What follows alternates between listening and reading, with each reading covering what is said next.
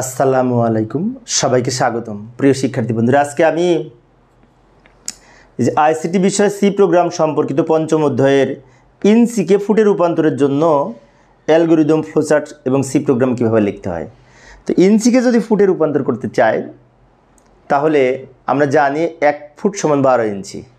তাহলে ইঞ্চির পরিমাণকে যদি 12 দিয়ে ভাগ করি তাহলে কিন্তু ফুটে রূপান্তর হবে। আমরা সবাই জানি 1 ফুট সমান 12 ইঞ্চি, তাই না? তো যাই, সমাধানের জন্য তোমাদের সাথে আছি আমি মোহাম্মদ সিরাজুল ইসলাম। এই যে আমি এখানে প্রশ্নটি আবার উপস্থাপন করলাম। প্রথমে এখানে অ্যালগরিদম লিখব, তার আগে আমরা একটা কথা লিখে দিব যে সূত্র ফিট সমান ইঞ্চি ডিভাইডেড 12, অর্থাৎ ইঞ্চিকে যদি 12 দিয়ে ভাগ করি তাহলে ফুটে রূপান্তর হবে। কারণ আমরা জানি 12 ইঞ্চি সমান 1 ফুট, সেজন্য ইঞ্চিকে 12 দিয়ে ভাগ করতে হবে। আর যদি বলে ফুটকে ইঞ্চিতে রূপান্তর করো, তখন আবার 12 দিয়ে গুণ হবে। ফুটকে ইঞ্চি 12 দিয়ে গুণ করলে ইঞ্চিতে রূপান্তর হবে। আর ইঞ্চিকে ফুট বলতে বললে ফুটের পরিমাণ কমে যাবে, সেজন্য ভাগ হবে। তো এখানে অ্যালগরিদম লিখব। ধাপ 1, প্রোগ্রাম শুরু করি। এটা তোমরা জানি, তাই না? একটু দ্রুত বলবো, এগুলি আমরা ইতিপূর্বে আলোচনা করেছি, তোমরা পারো সেই জন্য।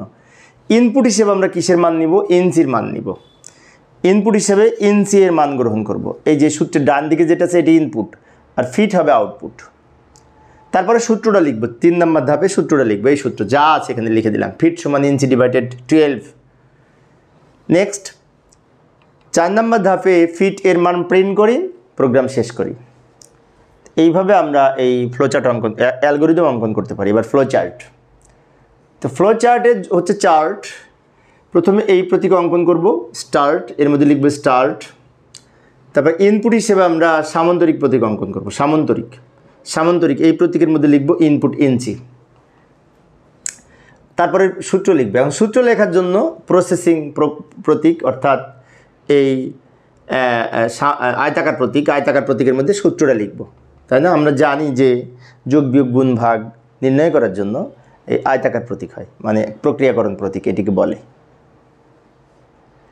এরপরে আবার এই ফিটের মান প্রিন্ট করি, মানে আউটপুট হচ্ছে ফিট। তো আউটপুট পাওয়ার জন্য আবার সেম প্রতীক অঙ্কন করব এবং এখানে লিখব প্রিন্ট ফিট, অর্থাৎ এই ইনপুট এবং আউটপুট সেম প্রতীক, সামান্তরিক। সবার শেষে প্রোগ্রাম শেষ করার জন্য এন্ড, স্টার্ট এবং এন্ড, অর্থাৎ শুরু এবং শেষ একরকম প্রতীক। ইনপুট এবং আউটপুট সেম প্রতীক, মাঝখানে প্রক্রিয়াকরণ হচ্ছে আয়তাকার প্রতীক।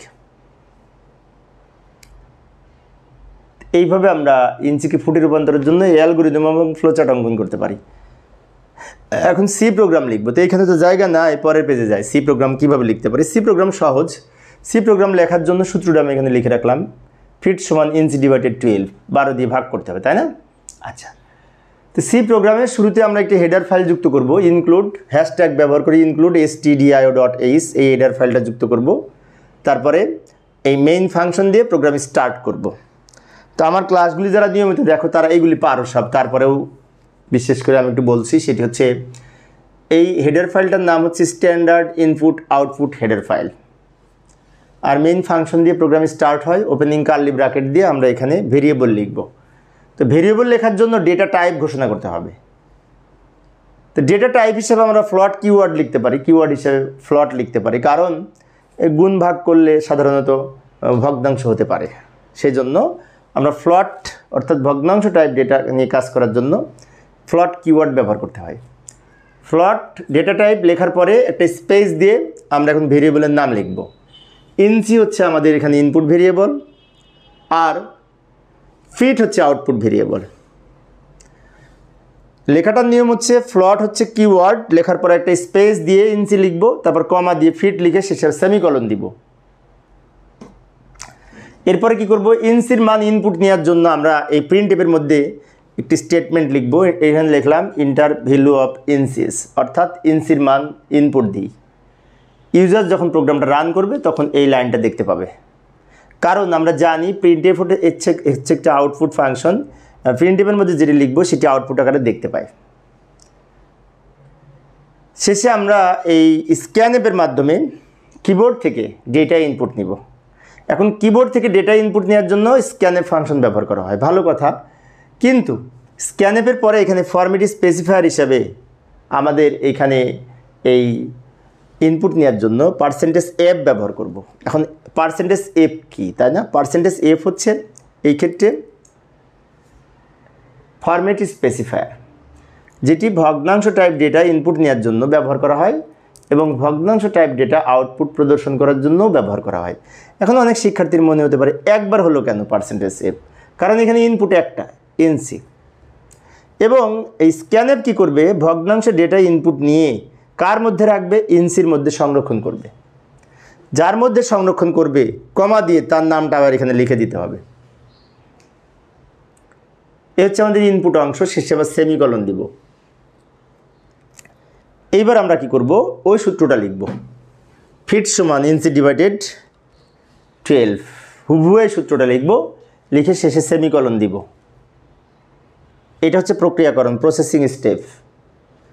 এটা হচ্ছে ইনপুট, প্রসেসিং এবং আউটপুটের জন্য আবার প্রিন্টএফ ব্যবহার করব। প্রিন্টএফের মধ্যে আমরা এখানে একটি সেন্টেন্স লিখব, আউটপুটটা কী নামে দেখতে চাই। অ্যাকচুয়ালি আমরা যখন প্রোগ্রামটা রান করব তখন এই যেটা দেখতে পাবো সেটা হচ্ছে এইটা। তারপর ইনসিটা ইনপুট দিব, দেওয়ার পরে আবার যখন প্রোগ্রামটা রান করব তখন কি দেখতে চাই, এইখানে যেটি লিখব সেটা দেখতে পাবো।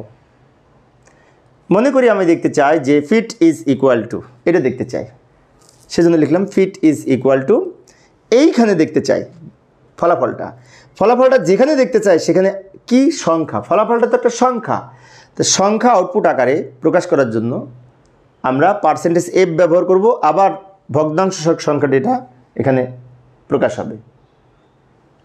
এখন অনেকের মনে হতে পারে মাঝে মধ্যে পার্সেন্টেজ ডি লিখি, হ্যাঁ পার্সেন্টেজ ডি লিখি আমরা যদি বিশেষ করে পূর্ণ সংখ্যা ডেটা নিয়ে কাজ করি। এখানে যদি আইএনটি কিওয়ার্ড হতো তাহলে আমরা পার্সেন্টেজ ডি লিখতাম। যেহেতু দুইটার পাশেই ফ্লট, এইটার মান যখন গ্রহণ করব তখনও ফ্লট টাইপ ডেটা, এটার মান যখন গ্রহণ করব তখনও ফ্লট টাইপ ডেটা, সেজন্য পার্সেন্টেজ এফ হয়েছে।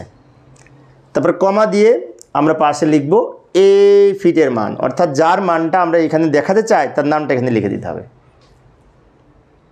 সবার শেষে রিটার্ন 0 লিখে প্রোগ্রাম শেষ করব। And these are the C program of inches to fit.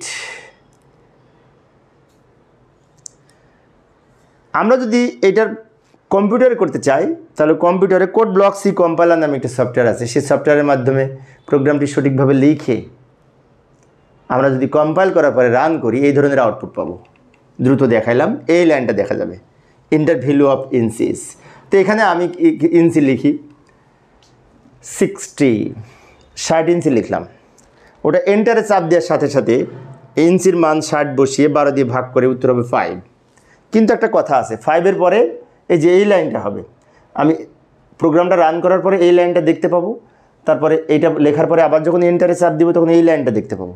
এখানে কী ছিল, fit is equal to percentage F যেখানে লিখেছিলাম সেখানে এটাকে 12 দিয়ে ভাগ করে, অর্থাৎ এফ ইঞ্চির মান ওইটা বসিয়ে 12 দিয়ে ভাগ করে 5 হবে উত্তর। কিন্তু 5-এর পরে পয়েন্ট দিয়ে আরও 6টা শূন্য হবে, কারণ পার্সেন্টেজ এফ এর ডিফল্ট আউটপুট হচ্ছে পয়েন্টের পরে 6 সংখ্যা, সেই জন্য পয়েন্টের পরে আরও 6টা শূন্য হবে। এইভাবে আমরা এই ইনসিকে ফুটে রূপান্তরের অ্যালগোরিদম, ফ্লোচার্ট ও সি প্রোগ্রাম লিখতে পারি। তো প্রিয় শিক্ষার্থী বন্ধুরা, এই ছিল আমার আজকের আলোচনার বিষয়। আমি অল্প অল্প করে শিক্ষার্থীদের অনুরোধে আলোচনা করার চেষ্টা করি। তো পরের ক্লাসে আমি এই সেন্টিগ্রেড তাপমাত্রাকে ফারেনহাইটে রূপান্তরের জন্য অ্যালগোরিদম, ফ্লোচার্ট এবং সি প্রোগ্রাম কীভাবে লিখতে হয় আলোচনা করব। প্রশ্নটি পরীক্ষায় আসার মতো কিন্তু বিভিন্ন বোর্ড পরীক্ষায় এসেছে, তোমরা হয়তো লক্ষ্য করেছো। তো পরিশেষে সবাই ভালো থাকবে এবং সুস্থ থাকবে, এই কামনায় খোদা হাফেজ।